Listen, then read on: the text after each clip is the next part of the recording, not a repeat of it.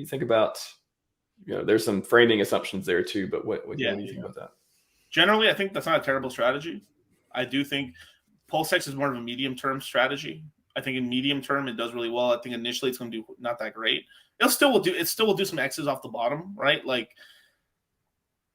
obviously if everyone knows this, it's probably like, even though some people try to counter, like you could even believe some people, I've heard people saying like everyone's gonna buy PulseChain. So I bet you PulseChain's actually not going to do that great. But you have to know, like, a lot of people just don't have it. So it's going to get bought up. It's going to be strong relative to the pairs. But PulseX, I think PulseX percentage guides from the bottom will make more gains than PulseChain.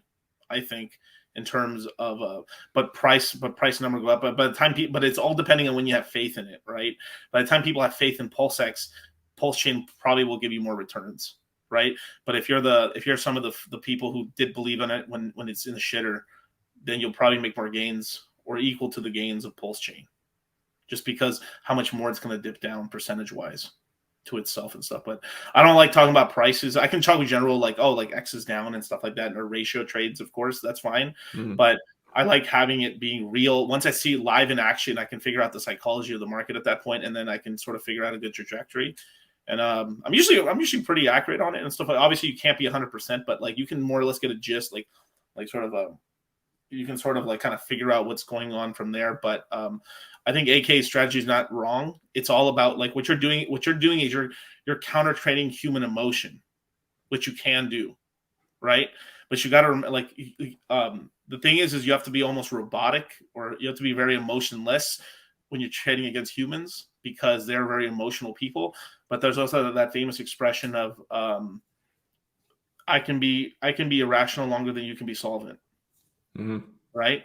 So this is why people who try to bet, I mean, like Richard says it all the time, like people try to bet against like these obvious kind of MLM sort of companies like Amway and like Herbalife and stuff. We know they're fucking bullshit, but people believe in it and stuff like that. And this is kind of like what I've been saying about what cryptos are, is that they're some of the most powerful money making apparatuses in human history.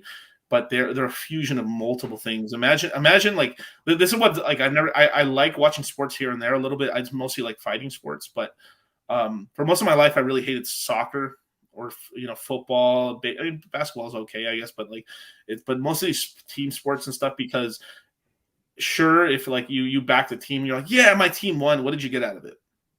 Nothing really. I mean, outside of maybe like you go to the bar and you have some buddies who are into it too as well, but really, there's not much of a gain. But imagine your team won and you won money.